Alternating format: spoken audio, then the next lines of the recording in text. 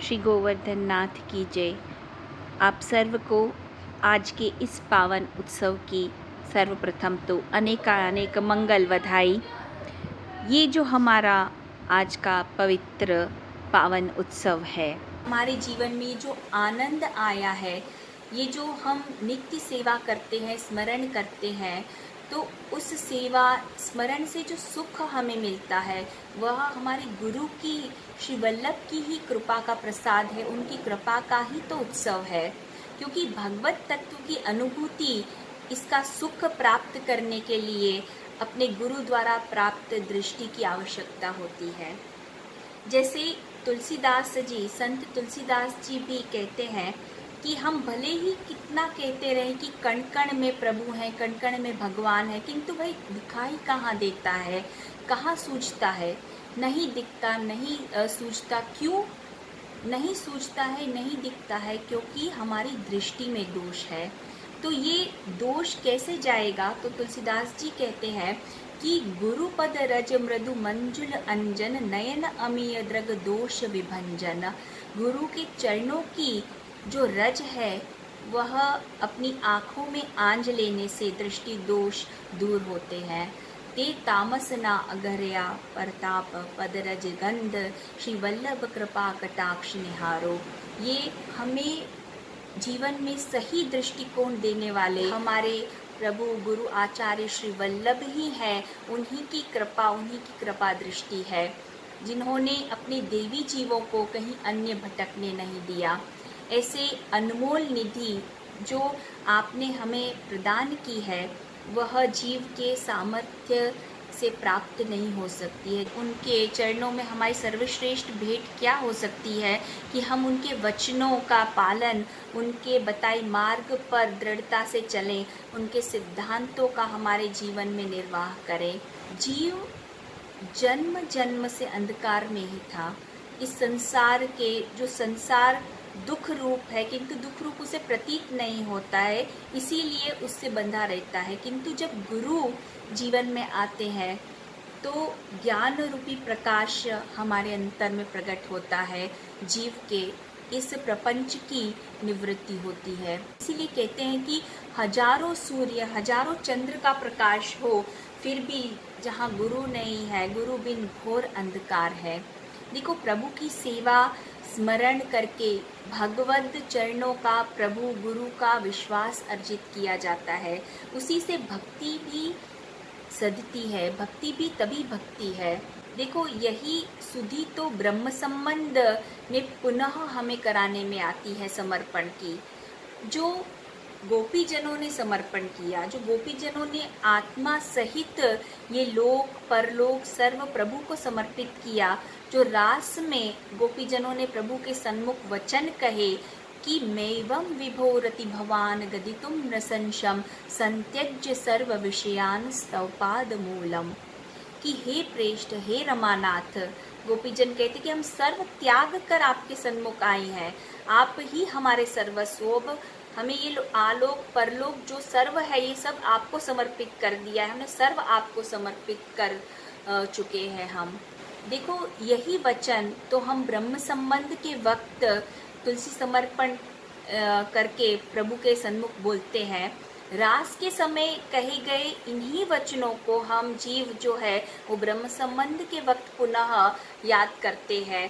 देह प्राण इंद्रिय अंतः सहित सर्व कुछ हम कहते हैं प्रभु के सन्मुख के हम सब आपको समर्पित करते हैं। हे कृष्ण हूँ तारो छू, हे कृष्ण मैं तेरा हूँ। तो ये ब्रह्म संबंध मंत्र वही है जो वेणुनाद कर प्रभु ने गोपीजनों को बुलाया और उन्होंने जो श्लोक बोले, उसी का भावार्थ हम ब्रह्म संबंध वक्त बोलते हैं, जिसे हम गद मंत्र ब्रह्म संबंध मंत्र के रूप में जानते हैं। 84 अक्षर का मंत्र, ये मंत्र वही मंत्र है जो रास में गोपीजनों ने ठाकुर जी के सन्मुख कहे थे। यही पुनः जीव ठाकुर जी के सन्मुख ब्रह्म संबंध के वक्त बोलता है, याद करता है, स्मरण करता है।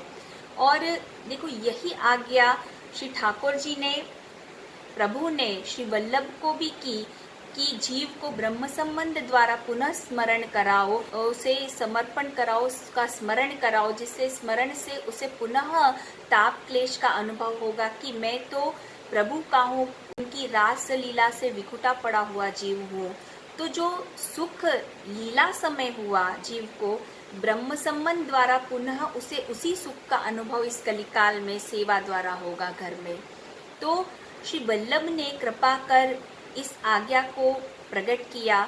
द्वादशी के दिन मार्ग रीत दिखाई, प्रकट वे मार्ग रीत दिखाई। इस मार्ग की रीत को प्रकट किया, दिखाया, तो इस दिन से मार्ग की रीत चली। अतः यह दिन ही हमारे अपने यहाँ पुष्टि प्रागट्य दिवस के रूप में मुख्य हम मनाते हैं। गुरु पूर्णिमा इत्यादि का इतना विशेष महत्व अपने पुष्टि में नहीं है। अब आगे इस उत्सव के विषय हम थोड़ा जान लें कि मानसी सेवा का भाव लेके पवित्रा धराई जाती है। पवित्रा के अनेक अलग अलग भाव भी हैं, जैसे स्वामी जी की मान लीला का भी भाव है इसमें। प्रभु स्वामी जी का मान मना, वल्लभ श्री स्वामी स्वरूप श्री वल्लभ को आलिंगन देते हैं। ये आलिंगन जो है वही पवित्रा का प्रकार है, और मिश्री वह अधरामत स्वरूप है। एक भाव यह भी है कि प्रभु को शास्त्र अनुसार, देखो शास्त्र में कहते हैं कि प्रभु को नित्य नवीन वस्त्र आने चाहिए, वस्त्र रिपीट नहीं होना चाहिए। किंतु अपने यहाँ सेवा में जो क्रम है, तो कई ऐसे अनेक उत्सव आते हैं कि जैसे जन्माष्टमी नंदोत्सव है, दीपावली, अन्नकूट है, उनमें वस्त्र श्रृंगार वही पुनः धराए जाते हैं। अतः श्री महाप्रभु जी ने बताया कि वस्त्र वह किस प्रकार बनता है, सूत से बनता है। तो सूत का जो पवित्रा हम धरा में प्रभु को, तो उसमें यह रीत आ जाती है, इसलिए हम सूत का पवित्रा प्रभु को धराते हैं।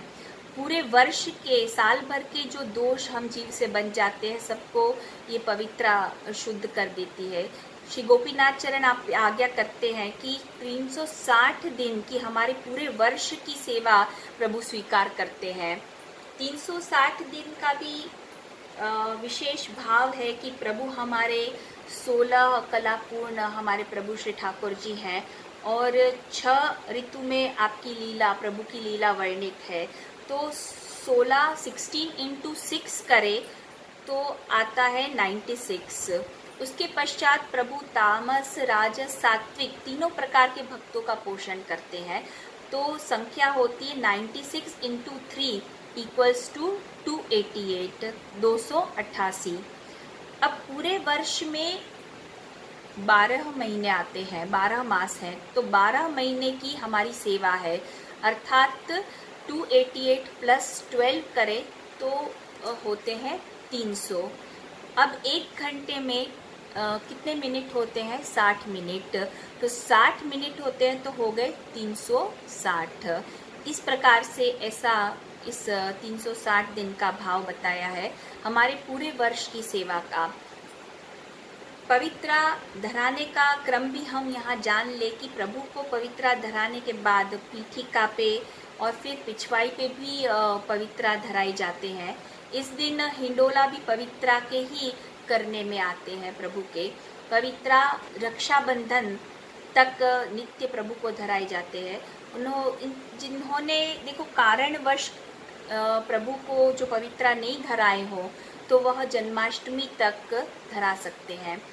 और आज से विशेष क्रम जन्माष्टमी की नौबत की बधाई का भी क्रम शुरू हो जाता है, क्रम में वृद्धि आती है। तो अपने इस पुष्टि उत्सव, आनंद उत्सव की आप सर्वे को पुनः अनेकानेक खूब खूब हार्दिक बधाई।